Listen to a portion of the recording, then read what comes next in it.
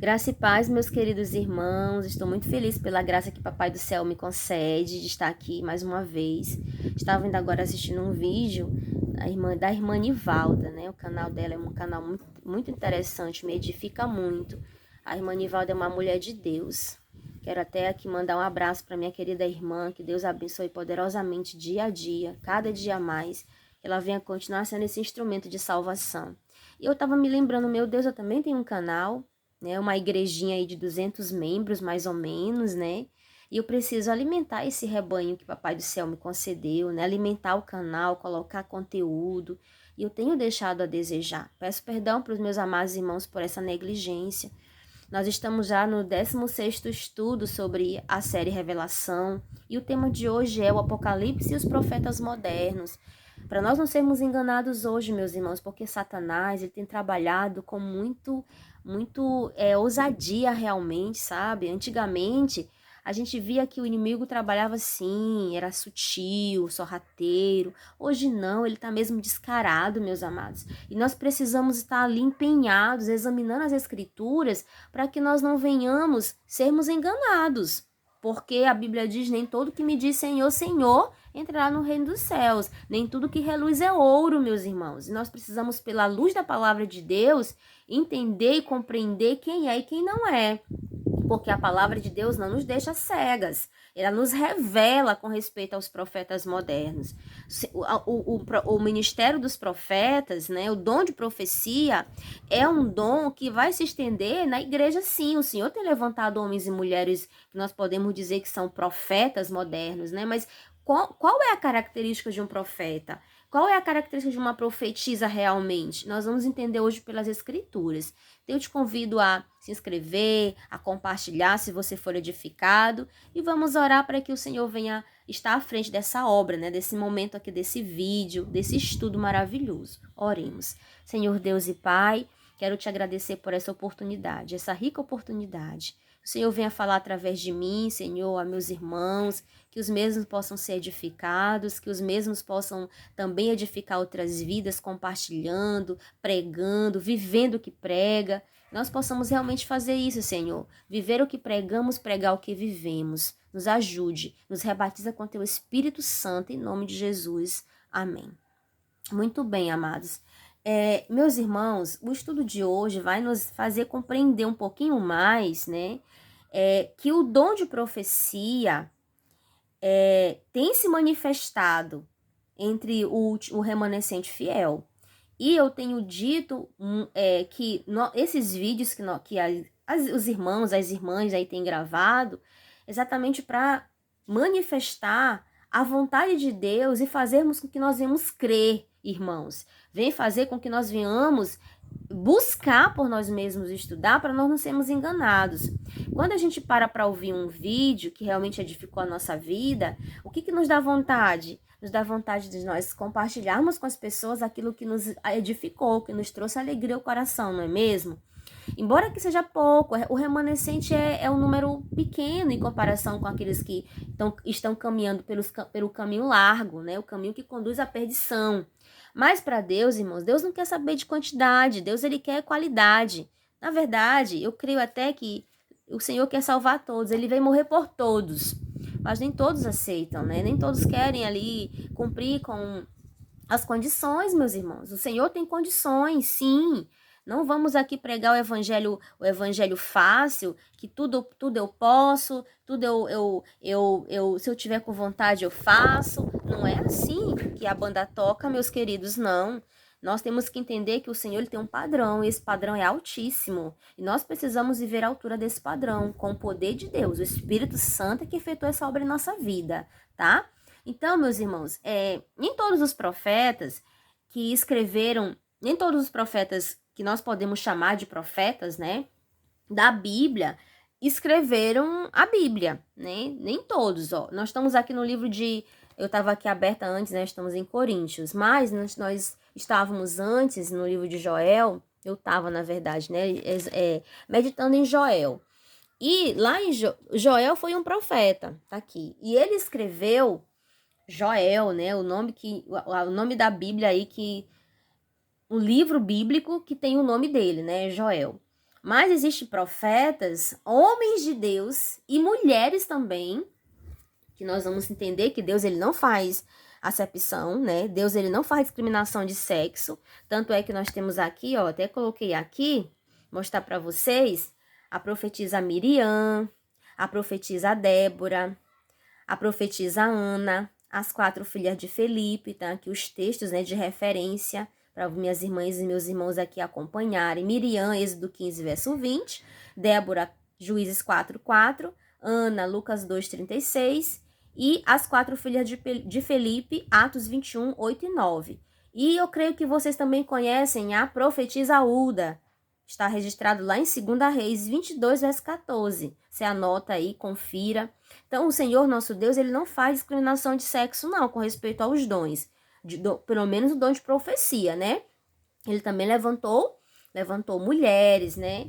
E nós, pela palavra de Deus, como eu estava falando anteriormente, não é só quem escreveu a Bíblia que é profeta. Nós temos um profeta que não escreveu, não tem nada registrado do que ele tenha escrito, né? E foi João Batista. E a Bíblia diz que, nascido de mulher, não houve um profeta maior do que João Batista. E ele não escreveu, né, nenhum texto da Bíblia. Mas, irmãos, de acordo com os planos de Deus, para os dias finais da história humana, haveria verdadeiros profetas, sim, entre o remanescente fiel. E qual é o texto que nós poderíamos ler que corrobora com esse pensamento? Que faz com que nós creiamos realmente que nos últimos dias o Senhor levantará profetas.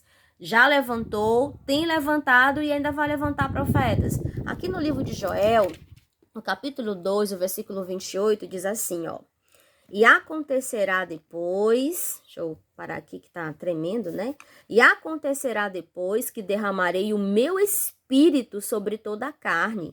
Vossos filhos e vossas filhas profetizarão, vossos velhos sonharão e vossos jovens terão visões. Então, aqui diz que, aqui está escrito que ele derramará o seu espírito sobre toda a carne, né? Nos últimos dias. E esse texto aqui de Joel, capítulo 2, 28 em diante, o apóstolo Pedro, lá em Atos capítulo 2, você pode conferir, Atos 2, lá no dia de Pentecostes, ele cita esse texto aqui.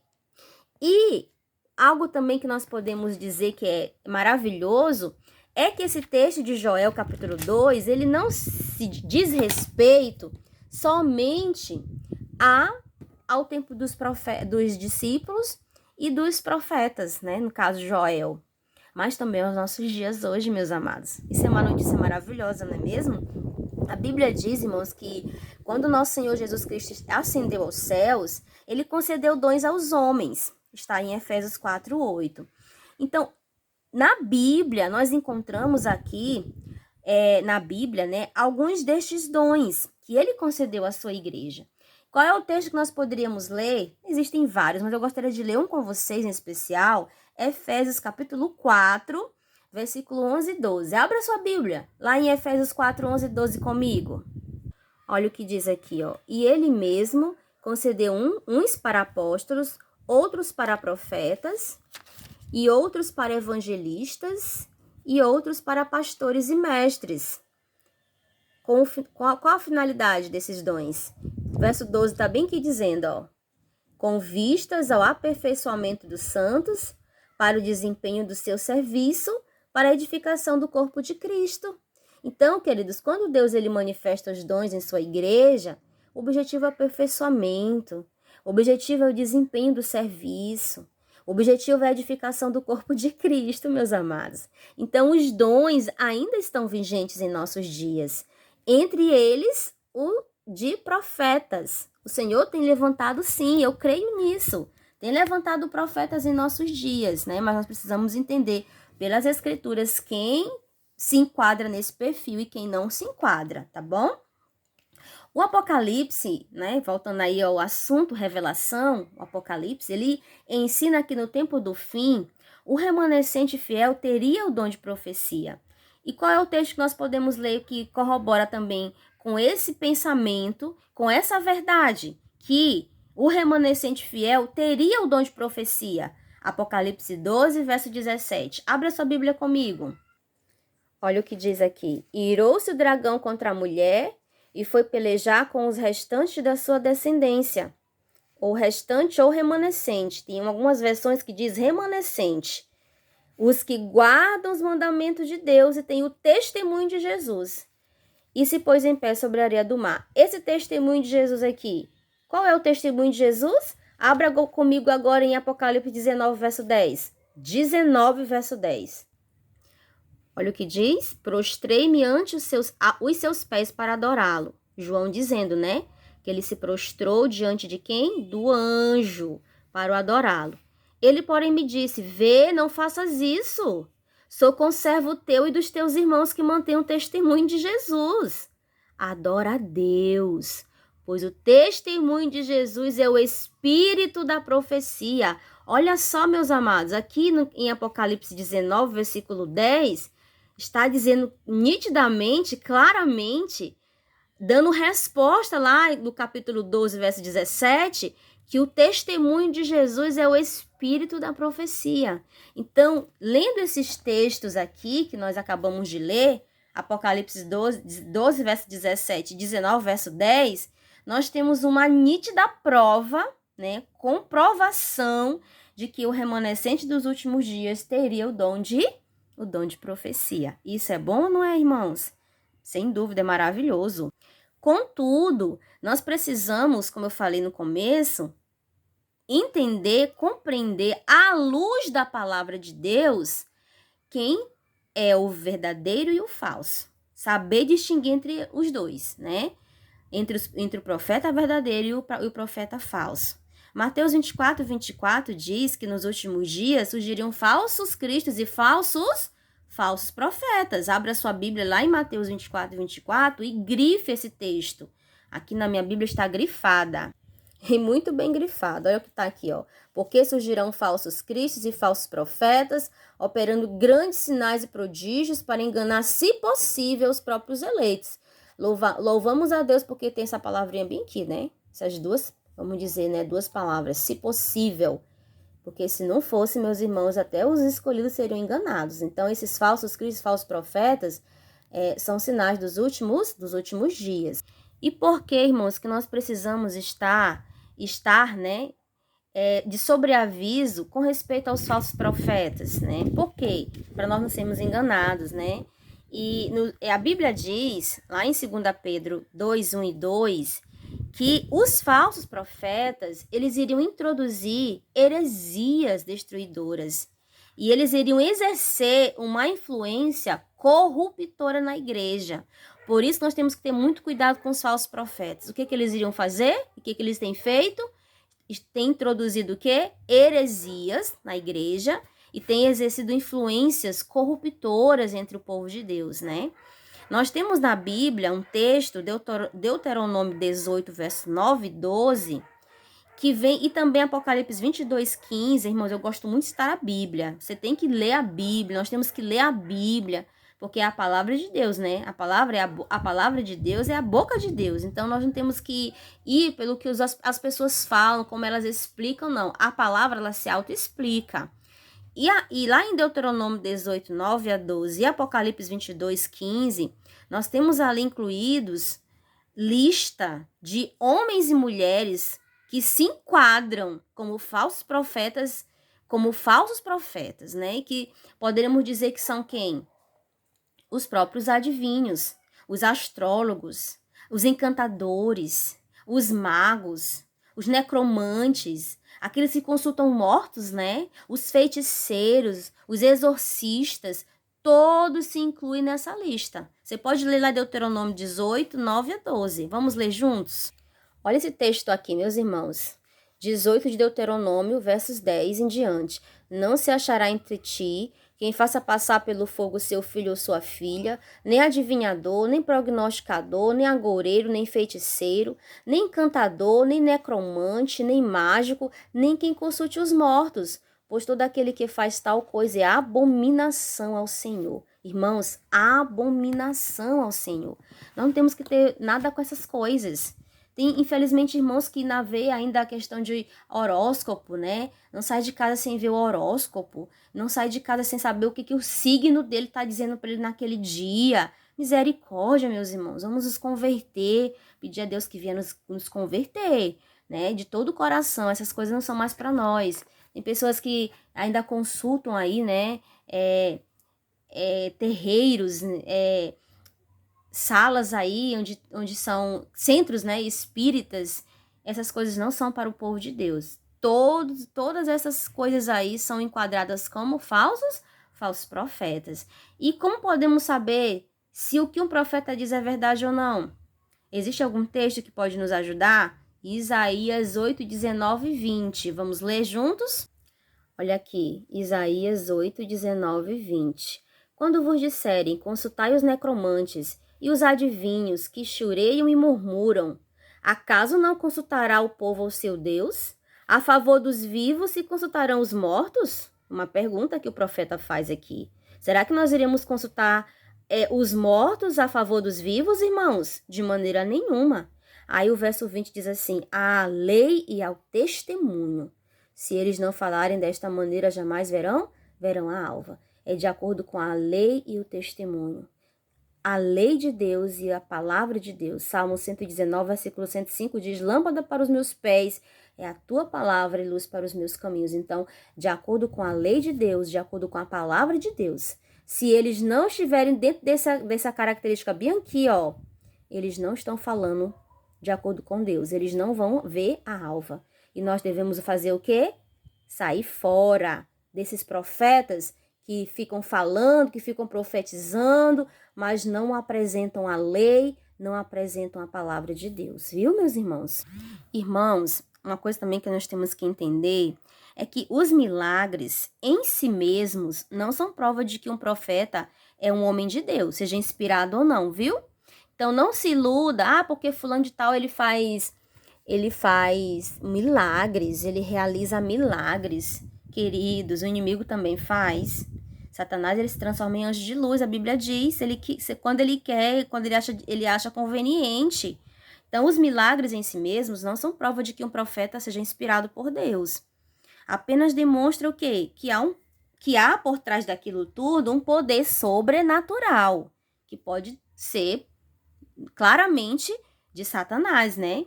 Por exemplo, os magos do Egito, lá nos dias de Moisés, eles também fizeram milagres. Mas quem estava por trás daquilo ali tudo? O próprio inimigo, o inimigo das almas. Então, ele, o inimigo das almas, ele tem poder de operar milagres. E como está lá em 2 Coríntios 11, versos 13 a 15, ele pode transformar até em quê? Em um anjo de luz. A menos que os ensinos do profeta estejam em harmonia com a Bíblia, irmãos, ele é um impostor. Então, o profeta, a profetisa, precisa estar o quê? A palavra tem que estar de acordo com a Bíblia. Caso contrário, é o quê? É um impostor. Tá bom, meus irmãos? Vamos ficar antenados, né? Antenados nessa questão bem aí. Irmãos, existem 3 maneiras, né, de Deus se revelar aos profetas. Em Números, capítulo 12, verso 6 até o 8, olha o que diz. Vamos ver aqui quais são as formas? Então disse, ouvi agora as minhas palavras. Se entre vós há profeta, eu, o Senhor, em visão a ele me faço conhecer, ou falo com ele em sonhos. Diferente de Moisés, né? Que boca a boca falo com ele, claramente, não por enigmas. Então, o profeta Moisés era um homem que Deus falava o quê? Praticamente face a face, né? Então, quais são as 3 formas que Deus se manifesta para um profeta? Ele se manifesta através de visão, através de sonhos ou boca a boca, tá? Então, o Senhor pode se manifestar para um profeta moderno através de um sonho, através de uma visão literal, ou então você vai ouvir ali, né, a voz, esse profeta, essa profetisa ouve ali a voz. Lembro de Samuel, lá em 1 Samuel, né, quando Deus chamou Samuel como profeta. Que história linda, né, irmãos? Eu amo essa história. E ele era criança, né, e ele ouviu a voz de Deus. E ele dizia, ele foi lá, ele ia lá onde Eli, né, o sacerdote Eli, achando que era Eli que estava chamando ele, mas não, era o próprio Deus. Então ele ouvia ali a voz do Senhor. Então Deus pode se revelar através de visão, sonhos ou boca a boca. Tá bom, meus amados? Isso é interessante nós sabermos, tá? Para nós finalizarmos o estudo de hoje, Deus ele tem ali algo maravilhoso para aqueles que respeitam e que creem nos profetas, nos homens e mulheres de Deus, né? Apocalipse 22, verso 7, vai dizer o que esse homem e essa mulher experimenta quando ele crê e respeita os ensinos dos verdadeiros profetas. Vamos ler juntos? Nós vamos ler 2 Crônicas 20, 20, tá? Ele é mais específico. Olha o que diz aqui, ó. 2 Crônicas, abra sua Bíblia e leia comigo. Pela manhã cedo se levantaram e saíram ao deserto de Tecoa. Ao saírem eles, pôs-se Josafá em pé e disse: Ouve-me, ó Judá, e vós, moradores de Jerusalém. Crede no Senhor vosso Deus e estareis seguros. Crede nos seus profetas e prosperareis. Olha só, quando a gente crê no Senhor, nós estamos seguros. Quando nós cremos nos profetas de Deus, nós prosperamos. Amém? Então, aquele que realmente respeita e crê nos ensinos dos verdadeiros profetas, ele experimenta segurança, ele experimenta prosperidade. E é o que nós queremos para a nossa vida, não é verdade, meus irmãos? Nós temos, né, em nossa igreja, uma mulher que foi uma profetisa. Na verdade, ela nem gostava de ser chamada de profetisa. Ela gostava de ser chamada de mensageira. Um mensageiro de Deus é um profeta. Um pregador da palavra que se levanta na igreja e traz uma mensagem que ali edificou minha vida, que me instruiu, que me fortaleceu. Irmãos, é um profeta de Deus que Deus levantou para falar. Você concorda com isso? Eu creio plenamente. Quando Deus ele sempre está ali usando uma pessoa, um homem ou mulher, para exortar, para edificar a igreja, para fortalecer, para aconselhar, aquele homem e aquela mulher nada mais são, né, do que profetas modernos. E nós temos em nossa igreja uma mulher chamada, né, foi uma mensageira do Senhor, uma das pioneiras da nossa igreja, chamada Ellen Gold White. Muitos diziam assim, esse povo da igreja adventista é uma seita, eles adoram a irmã Ellen White. Não seja ludibriado por falatórios, examine por você mesmo, tá? Então aqui nós cremos que a irmã Ellen White foi uma profetisa, uma mensageira do Senhor, por quê? Porque os ensinos dela são fundamentados na Bíblia, todos, não tem nenhum que contradiz. Segundo, ela exalta a pessoa de Cristo. Terceiro, o cumprimento de suas profecias, aquilo que ela profetizou se cumpriu e tem se cumprido. Os frutos positivos em sua vida. Nós conhecemos também uma árvore pelo fruto. E a irmã Ellen White foi uma mulher piedosa. Nada se tem de falar do caráter da nossa irmã. Sua vida e ensinos estão de acordo com a lei de Deus. Ela recebeu visões acompanhadas de fenômenos físicos. E o dom de profecia, que foi manifestado na Igreja de Deus, se manifestou na vida dela. E não só na vida dela, tem se manifestado na vida de muitos pastores, homens e mulheres aí, né, que têm se doado para a obra do Senhor. Você quer conhecer um pouquinho da vida da irmã Ellen White? A irmã, o nome dela antes era Ellen Gold Harmon. Ela nasceu no dia 26 de novembro de 1827, nos Estados Unidos. Aos 9 anos, ela foi atingida por uma pedra jogada por uma colega de escola. Acidente este que quase lhe custou a vida. Durante 3 semanas, permaneceu inconsciente e finalmente teve que abandonar os estudos. Aos 12 anos de idade, ela foi batizada, justamente com vários familiares, em uma igreja metodista. Depois de assistir a várias reuniões adventistas em Portland, em 1842, ela aceitou plenamente os ensinamentos apresentados e, por isso, foi desligada da igreja metodista. E em dezembro de 1844, ela teve sua primeira visão, na qual contemplou a jornada do povo adventista, ou do povo remanescente, né? rumo à cidade de Deus. Ela casou-se com o jovem pregador Tiago White, tornando-se assim Ellen Gold White. Olha, o nome dela antes era Ellen Gold Harmon. Como ela casou com Tiago White, se tornou Ellen Gold White, né? Dessa união, nasceram-lhe 4 filhos. Tiago White faleceu em 1881. Ellen White viveu 88 anos. Recebeu mais de 2.000 visões e sonhos e escreveu mais de 100.000 páginas. Meus amados, você quer conhecer um livro? Leia por você mesmo. Não seja ludibriado pelas pessoas, não. Não lê, não. A Bíblia diz lá em Tessalonicense, examine tudo e retenha aquilo que é bom. É claro que tem coisa que a gente não pode estar mexendo, né? Negócio de bruxaria, de encantamento, feitiçaria, essas coisas a gente quer distância. Mas tudo que se refere à palavra do Senhor, eu sou adventista, mas eu leio outras literaturas de outras denominações, de outros autores, né? Não tem problema nenhum. A gente tem que ter ali, lógico, o crivo das escrituras. Leia um livro da irmã Ellen White. Leia o Caminho a Cristo. Leia o Grande Conflito. Leia o Desejado de Todas as Nações. Leia o Serviço Cristão. São conselhos tão maravilhosos, meus irmãos. Leia a Mente, Caráter e Personalidade. São livros que ela escreveu, tá? Então, crede no Senhor vosso Deus e estareis seguros, crede nos seus profetas e prosperareis. Nós lemos, né? Nós vimos aqui nesse cartaz aqui que o Senhor não chamou somente homens para o ministério profético. Ele chamou também mulheres, né? Miriam, Débora, as 4 filhas de Filipe, Ana, a profetisa Aúda. E ele tem chamado muitas outras mulheres hoje, né? Eu gosto muito de acompanhar as mulheres de Deus. A irmã Nivalda, eu considero uma profeta do Senhor, porque ela prega muito. As mensagens dela são maravilhosas, aquecem meu coração.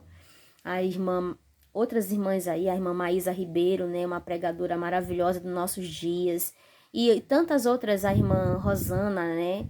A doutora e pregadora Rosana Alves, a irmã Rosana Fonseca também, gosto muito das pregações da irmã Rosana, e outras mulheres de Deus aí, né, aqui do meu distrito aqui onde eu me congrego, né, tem a irmã Aldená que prega maravilhosamente, eu amo as pregações da irmã Aldená, a irmã Akiane, gosto tanto das pregações da irmã Akiane, a irmã Cleia, uma mulher que realmente tem ali o dom da palavra. São mulheres que o Senhor tem levantado como profetas, por que não?